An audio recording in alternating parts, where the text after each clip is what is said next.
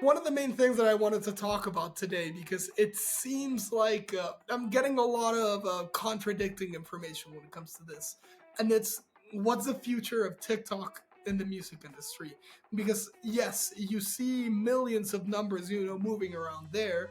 But I remember a conversation you had recently with Laura Chapman, an amazing, vocal coach. I listened to that podcast when I was in the car, and she was mentioning that she had millions of followers on TikTok, and just a couple tens of thousands on her Instagram, but still 90% of her sales comes from Instagram.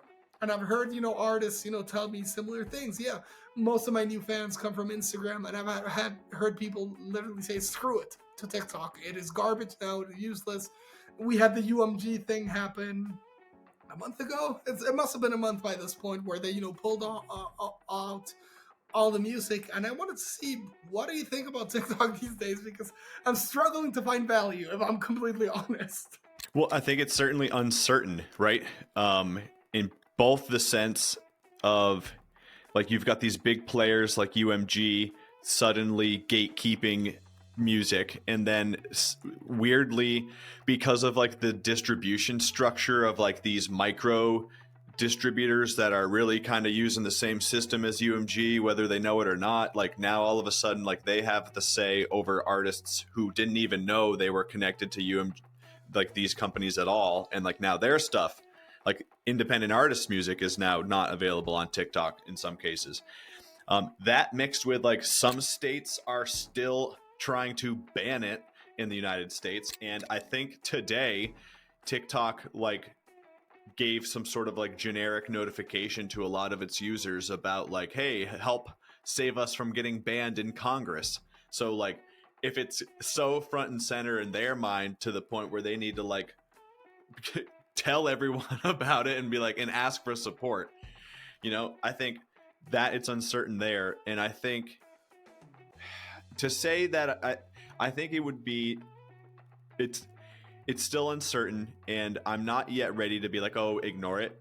I do think that it's a piece of the puzzle, especially if you're younger. Like I don't make or focus a lot on TikTok content, but I am aware that like somebody might find me. I think it's a great top of funnel place where someone can come across you randomly, and then maybe that starts the process of them becoming a follower and becoming a fan. But I think that it's that top of the funnel place where, yeah, there's going to be some people who decide to go to your profile on TikTok and go through 20 of your old posts and kind of like start their fandom. But I really think it's going to be that top of the funnel place where people randomly are kind of in the algorithm river of content, and kind of something lands on them one day and they're like, oh, that was kind of cool. Who's this person? And then that might trigger them to go to wherever the natural second step is. For me, it might be directly to Spotify, but others might go right to YouTube to look for a music video. Others might go to Instagram to see, well, let me see some pictures and some other content. Everyone's got like a different second step, which is why I think it's important to be everywhere. Could same vice versa. Someone could find you randomly on an algorithmic playlist on Spotify. Their natural next step to say, who's this person, might be TikTok. So I think you have to still, I think you still have to be present there.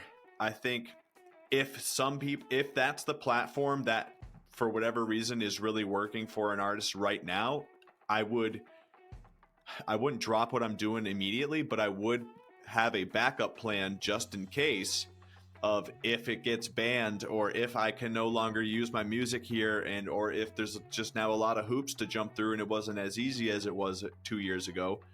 I would have a backup plan because of that uncertainty that I've now rambled about. Yeah, definitely. I mean, there's the uncertainty for sure. And was it the last year that the CEO of TikTok was in Congress asking, sorry, answering these, Well, super weird questions. Was that last year? yeah, Yeah, it was that was, super I don't know bizarre. exactly. Yeah. And to their credit, I mean, to that guy's credit, that whole hearing it got kind of ridiculous, where the guy was like, Yeah, dude, I'm from I can't remember where you're from, but he was like, I'm not from China. Have you ever been a member of the Chinese Communist Party? Senator, I'm Singaporean. No. Like, Yeah. why are you asking me about the Chinese? He's like, I'm not from there, man. Like, I'm here to talk about TikTok so my company doesn't get like shut down by you dumb idiots. Yeah, I remember him having So- to basically explain what the internet was to someone, which is, insane. But, Yeah. despite, that, horrible uncertainty that we don't know where it's going to go. I feel like things have gotten better, but, you just never know. A lot of artists, they ask me, should I be on TikTok? And to which my answer is, it's not going to hurt you. That's my answer. It's not going to hurt you. It helps a lot of artists grow. But something I've seen a lot of artists, try to become is they see whenever an artist, their song goes viral on TikTok. Like, for example, I remember when I first joined TikTok a couple of years back, every other TikTok had the bridge to that one Olivia Rodrigo song. I forgot the name. Good For You by Olivia Rodrigo. Like, the bridge of that song was in every other TikTok. And then a couple of months later, that one song by Lizzo, the In a Minute, I'm Anita, whatever, every other TikTok had that. And many artists, emerging artists, they see that and they're like, I want that to be me. But I want to see if you agree with me on this, because I might be a bit aggressive right now, but it seems like a lot of these artists see what these other artists who are within massive labels with massive budgets have, achieved in TikTok, and they're like, I want that to be me. And they want to go straight towards getting that without considering everything that needs to be done before. Plus, having an influencer, having that bit of your song become famous doesn't mean that you as an artist has become famous. I want to see what you make of all this garbage I've thrown in your direction. No, I think you're 100% right. Because I think, like you said, so much of TikTok and social media, like regardless, there's so much of stuff that Instagram is doing that is clearly trying to mimic TikTok. So it's not like just TikTok. It's like the way people consume media now. And like that is ever evolving. The way that TikTok and Instagram worked and the way that it worked 2 years ago is drastically different than the way it is now. But that's not all just because they're pulling levers. They are actually reacting to the way that people are using the app. So people forget about that part, that it's not only, yes, it's the algorithms, and yes, that's all part of it, but the way that we as an audience are engaging with this content is changing. I think that's a very important word, engagement. Yeah, and it's like the way that people consume music. What was it that like James Blake, I think, was just talking about this week, where he's like, the mass brainwashing marketing, or even if it wasn't a conscious thing, the audience, the mass market doesn't equate music to money in the sense of like, oh, I love this artist, I'm gonna go get their album and buy it. Like, no, they whip it up on Spotify or Apple Music, they go through it 2 or 3 times, maybe they use it in a TikTok for a week. Like you said, it's very trendy. This right now, Noah Kahan's music is everywhere, but in 3 months it's going to be somebody else. And that's just the way it is. It's really cyclical, both the way that everyone is using this media and on the platforms that happen to be the trendy platform at the time. I think we're at a point now where like TikTok, I don't know how much bigger it can get. It's kind of like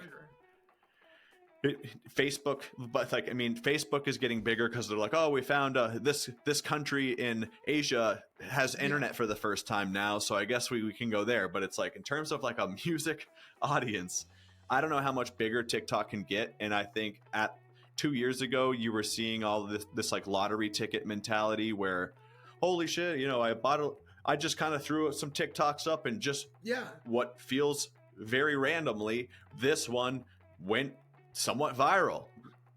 And it's that is happening less and less because they had more users engaging with the app than they had content to fill it. So that's why they were literally grabbing, grab this, put this. And And that's not the case now because they've got so much content from everybody that it's back. It's almost like back to what Instagram was 2 years ago is like what TikTok is now. Yeah, I think that I had a conversation with some friends about this over the weekend. They're not in the music industry, but they still found it very interesting. And you know how way back in, must have been 2008 or earlier, I don't know the exact number, Justin Bieber initially became famous because of YouTube. Are we or have we seen the next biggest, super big music industry royalty come out of TikTok yet? Is it going to happen? I don't know. I think TikTok is fading away right now, especially with how Instagram Reels is offering the same thing with better engagement. I agree with you, and I think back when Justin Bieber got famous, influencers weren't Instagram didn't exist, right? So like, but if the next Justin Bieber, I think the thing when Justin Bieber came out, he was a musician, right? Like, period. And like, yes, he did interviews and he was in, I'm sure he did like TV cameos and shit like that, but like, he was a musician. You saw him as a musician all the time. There was no social media. You didn't see him every day as like also a personality or also an influencer or also talking about skincare products.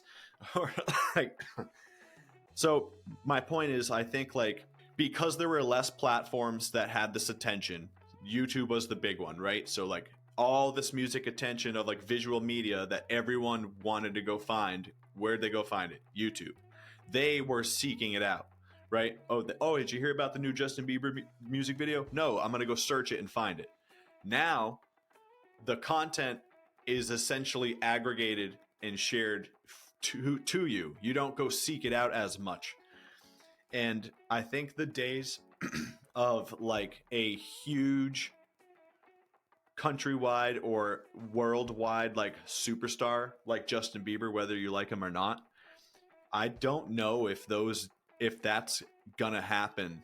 Certainly not as frequently anymore, but I think it's gonna be a lot more like regional, where like the next Olivia Rodrigo isn't a good example because she started with Disney and all this stuff and clearly had, but like the next Justin Bieber who's like, living with his single mom in Canada and just singing on YouTube and like gets discovered and holy shit, I don't know if that can happen again the way it did. And if it does in any sort of similar sense, it'll be on a local level where like, wow, in Atlanta, this person just has a huge following and they can make a lot of money touring and playing shows in that region, but people in Seattle don't really know them.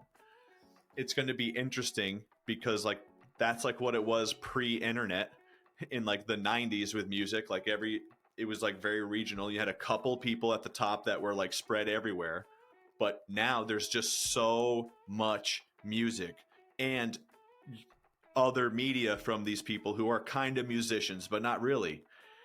It's just way more competitive, and I think it's going to be really hard to have like a global superstar, because like if we're all saying who's the next one that like, oh, we think is about to pop, I have no idea.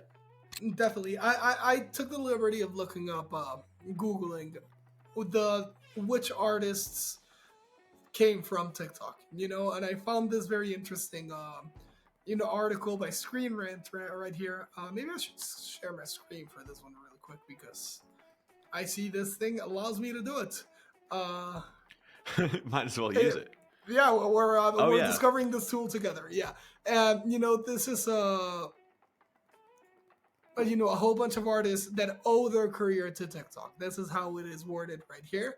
And, for example, Lil Nas, prior to being famous on TikTok, he already had a music career. Yeah. Doja Cat, already existed. And this guy, honestly, I do not know who Walker Hayes is. Do you know who Walker Hayes is? No. Let's check on Spotify what Walker Hayes looks like.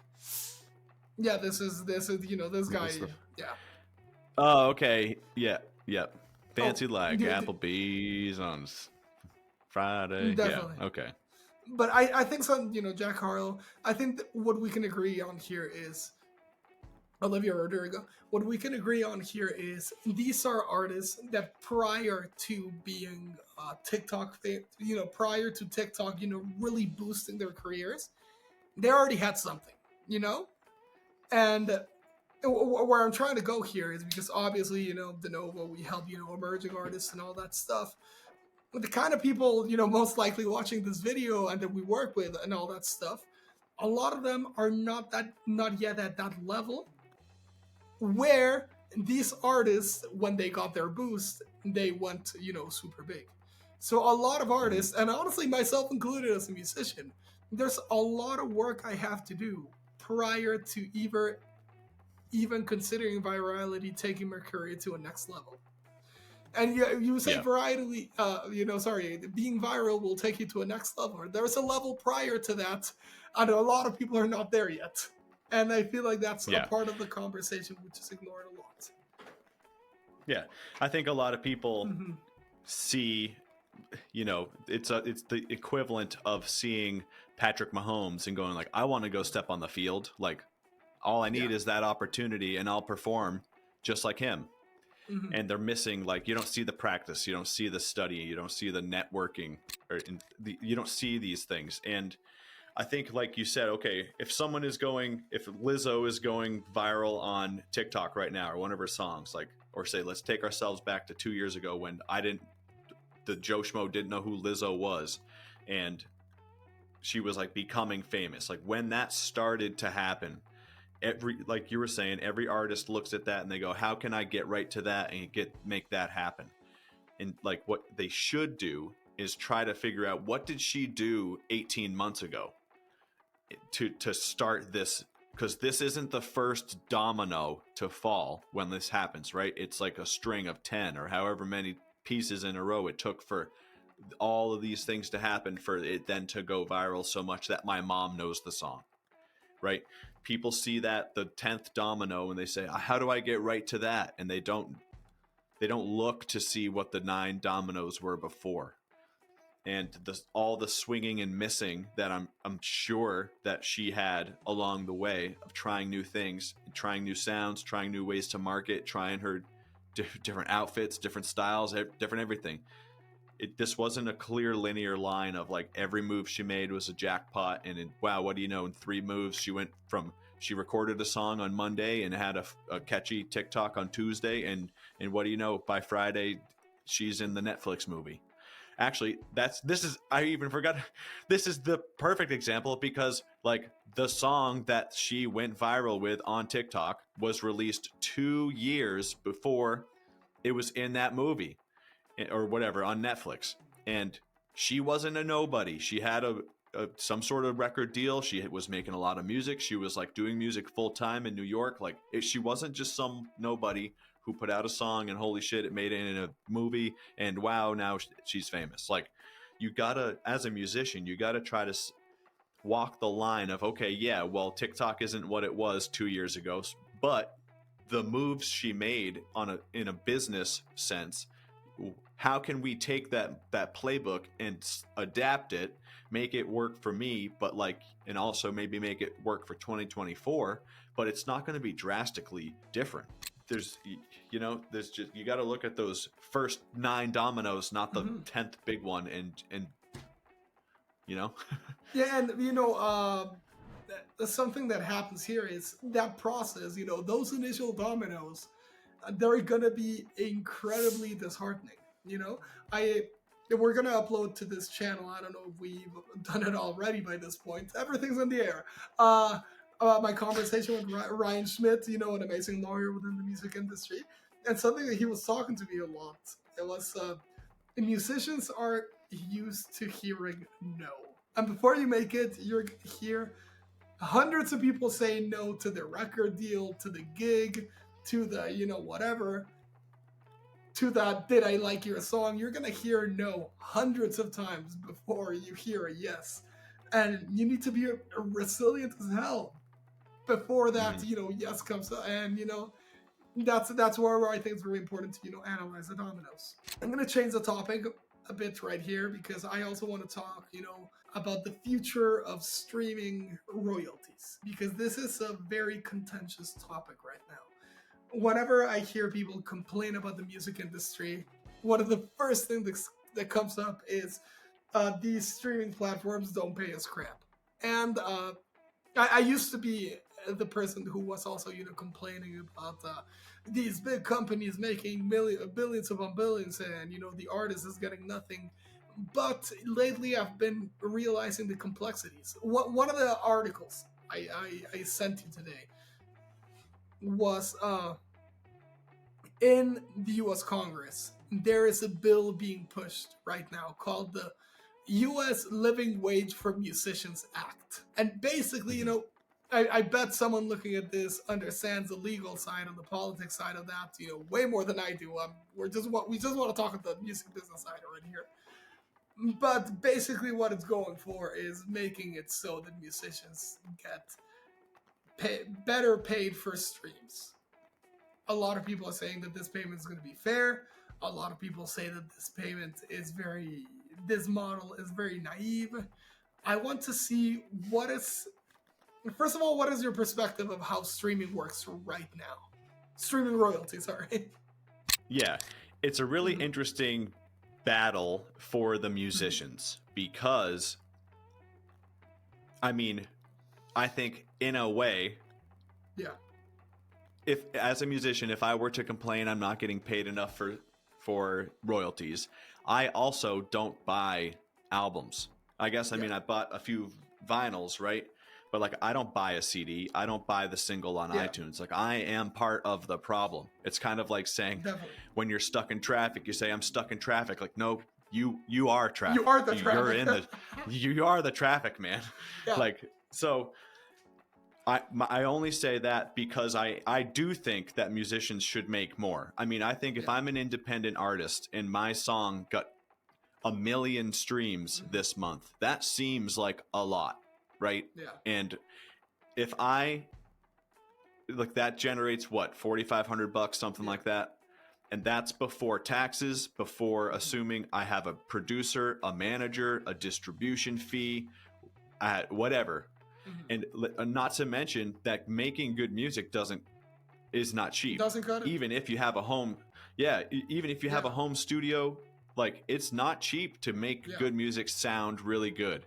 And then if you're like, well, I have 15 singles, okay, well then that's a few $1,000s right there, even if you're doing it cheaply. So if I'm an independent artist, yes, they should be paid more, right? Yeah. Like, I do think it does rub me the wrong way when Daniel Ek or whatever recently got like $65 million fucking bonus or whatever he got. Like, so they Plus got money for that. Cuts that are happening amongst the employees, like it does rub off pretty weirdly, don't it? So they're kind of saying, we don't have the money to pay. We think this is fair. So like, that's bullshit. Yeah. I don't know what a living wage means. That's what are we talking, a living wage in New York City or in Boise, Idaho, or bumfuck New Hampshire, where I'm from? Because a living wage in all three of those places are going to be very different. Yeah. And so it's nothing new that the royalties and like the way musicians get paid, like they're always the last ones to get paid in this flow. I think something I would really like to see is if, let's say for the easy math, this month I listened to 100 songs on Spotify for one song a day, or 3 songs a day, whatever the math is to get to 100 songs for the month. Let's say, for other easy math, I'm paying $10 per month to use Spotify. I know it's more, but like for easy math. And let's say I listen to Dr. Dre for 50% of the time. My $5 should go to Dr. Dre. Yeah. And you know what I'm saying? Or like, okay, whatever Spotify gets their $2, but the other one should go to the artist I'm listening to. Like that would be kind of cool, because then it's like a way of like, no, if you actually stream me, your money that you're paying goes to the artists you're listening to. Yeah. But then the artists who make all the streams get all the money again. And yeah, it just I don't know. again. I don't know what the answer is, but I do feel that musicians should be paid more. I haven't looked a lot into this bill yet, but I think at the end of the day, it comes down to the Joe Schmo consumer Definitely, because yes, that's where I think Joe's, it lies. yeah, and they're not thinking about how much money Rihanna is getting from the single because they don't think about the person who's just messing around and trying to make a living. They think, what does Kanye West need more money from Spotify from me for? Yeah, And I think I've heard a lot of times of like musicians, they say, well, we should like, protest or like boycott Spotify and I'm not going to release my music there. And like until a bunch of people, the casual yeah, listeners are no longer there, you're just shooting yourself in the foot. yeah. Like that's something I remember seeing when the writer's strike was happening, and the writer's strike was like my favorite thing that happened last year outside of the new Zelda game coming out because I'm a nerd. But I loved it because it was really the industry standing up and saying, "Screw you, this isn't happening." But that there was different because people were still watching Netflix and stuff. It was like the industry froze and it was beautiful, all that stuff. But this is the conversation I had with someone who got quite mad at me for saying this. Needless to say, and they were saying. Spotify should pay the artist 20 times better, 20 times, 30 times more, that kind of stuff. And my answer to them was, are you willing to pay 20 times more for Spotify? Are you willing to pay 30 times more for Spotify? Like, in the music industry, it really is the consumer who has all the power, not the musician, not even the businesses. Spotify will give the consumer what the consumer asks for. If suddenly the hashtag screw Spotify trends and people actually start boycotting it and going everyone into Tidal, Spotify will change this. But as soon as the consumers Yeah. don't do anything, it ain't gonna happen. And I'm saying this as being kind of part of the problem myself. Well, it's a realistic like review because that's the truth. Like should musicians be paid more? Yeah. Yes. Yeah. Okay. How? Yeah, and I posted a video recently. Yeah, well, one of the more recent videos that was posted about me on on our Instagram, it was me saying, "Hey, we gotta stop giving streaming royalties so much importance because they aren't ever gonna pay again. I don't think they're ever gonna pay again." And so, like, imagine you walk down the street and you see a stereo business. Yeah. Like it's gonna be running out of business, and I'm gonna feel bad for them. I'm gonna be like, I don't want these guys to run out of business, but I'm also gonna be saying these guys should maybe be selling something else. And when I see an artist struggling with streams, I think, look, you have touring, you have merch, you have all these other avenues. I'm not saying those other avenues are easy, but if you're only doing streaming, I mean, you're dead in the water. Yeah, I agree, and that stinks. And I don't think it should be that way, but that's the way it is. So I think musicians or anybody, it's easy to bitch and complain about what the way it should be. Okay, yes, it should be that way, but it isn't.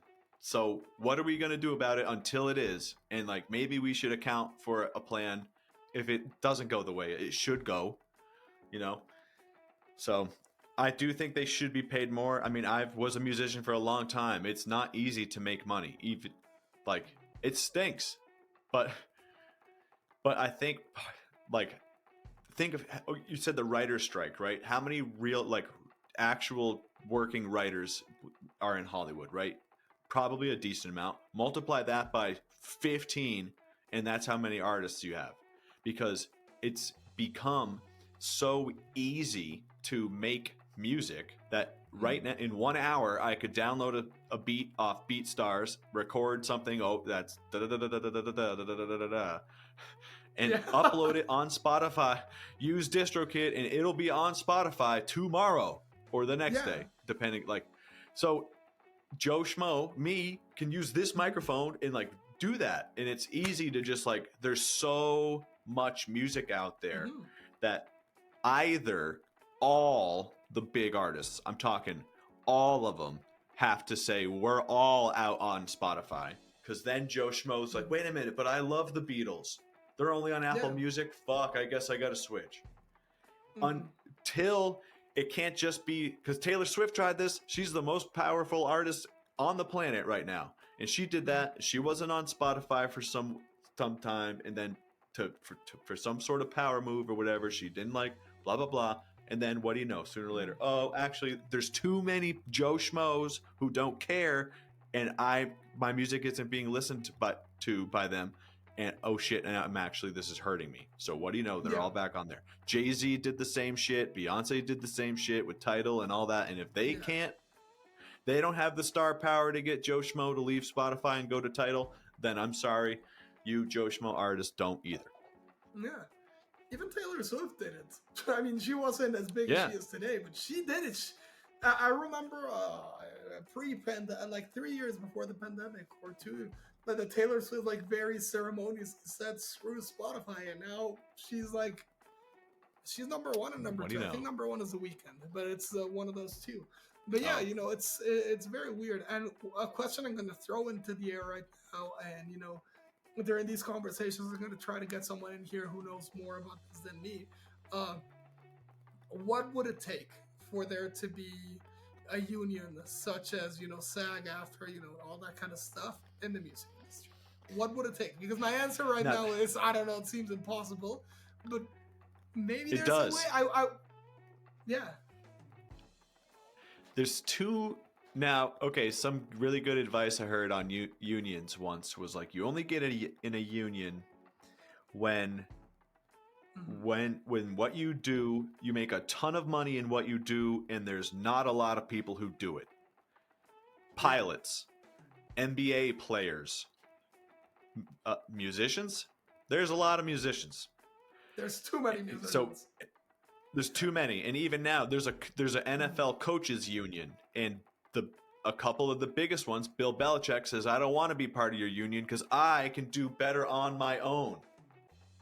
There's a few actors or whatever. I don't know if there's an actors union, but I'm sure the big ones are like, fuck your union. I'm Robert De Niro. Yeah. I don't need you guys. You guys need me.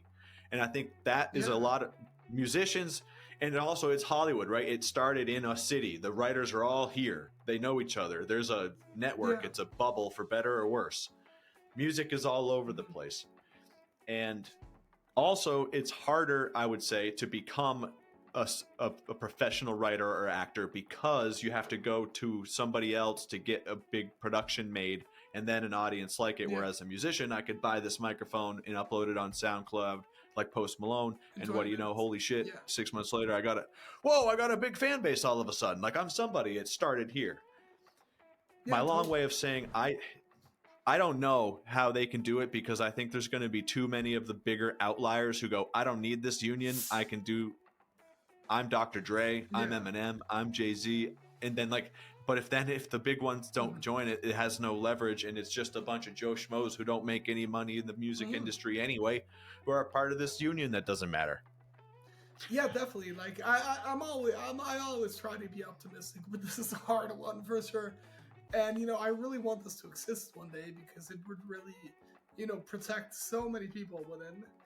But if ever there's real traction, there's so much incentive by some of the big ones to just shut them down, for sure. What if there was like some sort of like music distribution union, or like because like really the big distributors that are uploading all of this music to all of these platforms, how many big ones are there?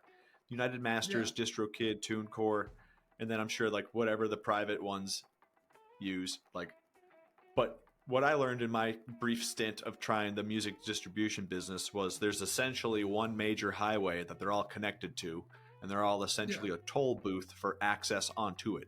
So the long way of saying is the power could be in the suppliers, where if each individual musician is scattered, well, they're all sending their shit to one place. Yeah. So that could be where the union is, and then they go to bat for musicians and say, Spotify, because obviously the distribution wants to collect more money too.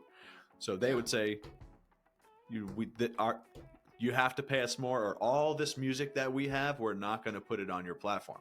But Yeah. now if I'm thinking that out loud, then every single artist they have on their platform would have to be like, that's okay with me. Take my music off of Spotify to prove a point. Yeah. And I don't So think like, that's going to happen. I feel like something like something I've been thinking about a lot too is Spotify's power is delicate. Like if they ever start messing around, they can. So like their position in like they're the kings of the music industry right now.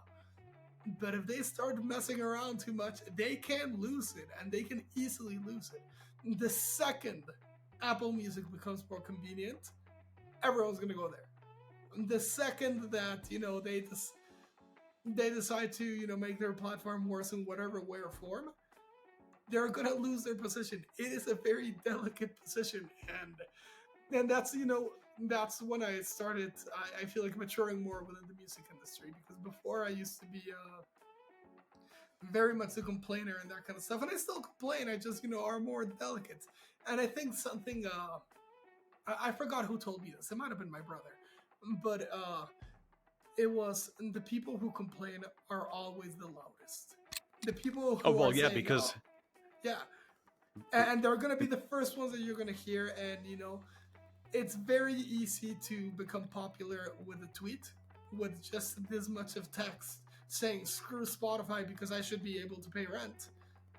But the longer document explaining how this is complicated, it's harder to go viral with that, And in the end, right. I want to see if you agree with me. Is every single day you're working in this industry, you do everything you can to make it better. Make it better for the people who are going to come next. Make it better for yourself as well. But do remember that sitting down and complaining all day ain't going to get you anywhere. And I think at some point, like, yes, these are all very valid things for musicians. But as I've become less of a musician and more of like a businessman, as I've gotten older, Yeah. Damn it! Now I lost my point because I tried to be funny. Damn it! Oh, okay, I got it. Here we go. Okay. All like I think a lot of the problem is because people are jumping into music to chase after some cash. And they're going, I want to make a quick buck on Spotify. I want to go viral. I want to make a quick buck. This making music thing seems easy. And I don't know what percent of musicians are going, I really just am passionate about this and I love it and I'm trying to make the best music possible. And if money comes, great. And if it doesn't, okay. And I get that that's hard to do. But I mean, like, what best bands... the Beatles weren't like, oh, I want to go make some money. Led Zeppelin wasn't like, oh, let's go make some money. They fucking just loved making music and got really good at it. And what do you know? Some money came later. So yes, do I think like musicians have a point of like they should be paid more from Spotify? Yes. But like, okay, music shouldn't necessarily be about making money and like putting all this energy into worrying about what, Spotify is going to go from 0.004 to 0.007. Woohoo!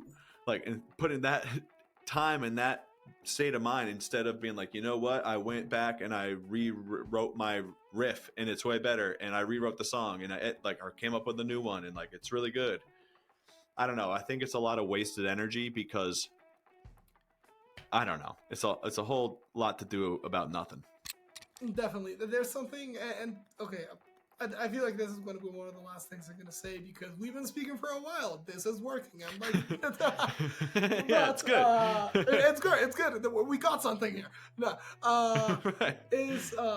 I started working in music because it's like the thing I like doing the most. I was working at a consulting firm that was paying me better, and I was miserable, and I chose a crappier job in the music industry, and now I'm actually making money, and I'm happy.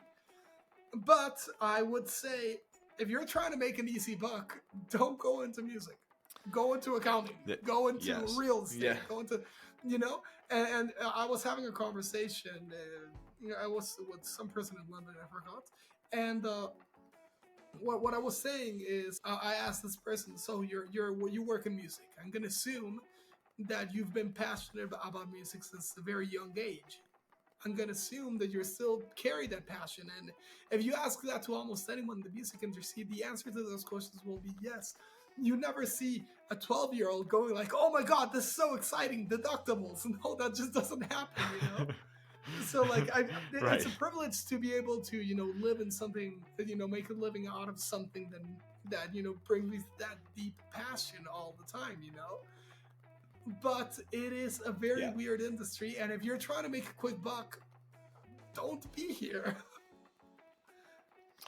I Yeah. think that's kind of the side of the fence that I've like come to fall on now Mhm. is, it's really, really hard to Yeah. make good money doing this. And then Yeah. even when you have opportunities to like go on tour, like, do you know how hard it is to like put together and go through and complete like a 10 city Yeah. tour? Like you might not love it. It might suck. You might be in a van making Yeah. $112 a day eating Wendy's every day for I've seen 6 people months. quit Like it, after their first tour. Like, they do their first tour, they're like, yeah. screw this. I think if you don't have that passion and that love to fall back on, it sounds cheesy, but now that I just said it, but like if you're in it to make money, you won't make enough. It will be too hard and you'll quit. But And if you'll you're be in it miserable. because you love Yeah. you'll be miserable. If you're there Yeah. because you love making music, you love the process, you love working with the producer or whatever, you love Yeah. the process, you got to love the process, not the result. That's how Yeah. Kobe Bryant got really good at basketball because he loved the process, not because he Yeah. loved the result. Like, I guess, Mhm. yeah, the winning. But like, how did he win? He loved the process. Yeah. I can't Love the wait to wake process. up and go practice. Like, I Yeah. love the practice. You know? Yeah, definitely. And there, a good friend of mine, he worked with I think it was Dave Weckl, well, amazing drummer, and during a tour, and he was mentioning that he never saw the guy without a pair of drumsticks in his hands, doing paradiddles in his thigh or in a pillow or something. Like, if you want to make it in the music industry, you got to have music for breakfast, lunch, and dinner. It's gonna be, and Yeah. if you don't love it, well, you're screwed. That for sure. I Right. think we've made it long enough into this, initial conversation. Hopefully, by the time whoever's listening to this, does listen to it, we have so many more videos, out, and they can go straight into listening to the next one. But do you have any closing statements? Yeah, we're gonna have every video ever. Oh, we're gonna have so many. So many. No, I think yeah. Well, I would say if anybody is watching, send us some long questions about your situation. Tell us about Mhm. what your music business is, where you're trying to go. Give us some information, and Alvaro and I will shoot the breeze about what we think we would do if we were you, Yeah. and try to answer some questions. Yeah, I would love to, like, really look at your situation. If give us a link to your Spotify, give us a link to your Instagram. We would be happy to, really analyze it and and see what could work for you. If you're doing something horribly wrong, we won't shame you. Don't worry, we're not jerks. But yes, we would love to, for sure, help you out in whatever way we can. Yeah, definitely. I think, And thanks for having me on your show, Alvaro. yeah, it's thanks for having me in your company. Have a Yeah, good one. my pleasure. You too, man. Thank you.